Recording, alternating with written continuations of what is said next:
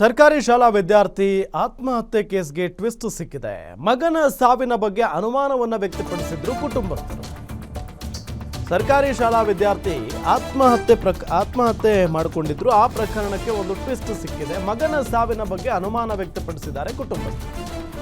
ಶಿಕ್ಷಕರು ಬೈದಿದ್ದಕ್ಕೆ ಆತ್ಮಹತ್ಯೆ ಅಂತ ದೂರು ದಾಖಲು ಮಾಡಿದ್ದಾರೆ. ಮುಖ್ಯ ಶಿಕ್ಷಕ ಅಯ್ಯಪ್ಪ ಸೇರಿ 6 ಶಿಕ್ಷಕರ ವಿರುದ್ಧ ಕೇಸ್ ದಾಖಲಾಗಿದೆ. ಶಾಲಾ ಆವರಣದಲ್ಲೇ ಸೂಸೈಡ್ ಮಾಡಿಕೊಂಡಿದ್ದ ಪವನ್ 15 ವರ್ಷದ ಬಾಲಕ ಅಂತ. ವಡಗೇರಾದ ಸರ್ಕಾರಿ ಪ್ರೌಢಶಾಲೆ ಬಳಿ ನಡೆದಿದ್ದಂಥ ಘಟನೆ ಇದು. ನೊಂದು ನೇಣು ಹಾಕಿಕೊಂಡಿದ್ದಾನೆ ಅನ್ನೋ ಆರೋಪವನ್ನ ಮಾಡಿದ್ದಾರೆ. ಇದೇ ಹುಡುಗ ನೋಡಿ, ಸರ್ಕಾರಿ ಶಾಲೆಯಲ್ಲಿ ಓದ್ತಾ ಇದ್ದ. ಶಿಕ್ಷಕರೇನೋ ಬೈದಿದ್ದಾರಂತೆ. ಅಷ್ಟಕ್ಕೆ ಈತ ಮನನೊಂದು ಸೂಸೈಡ್ ಮಾಡ್ಕೊಂಡಿದ್ದಾನೆ.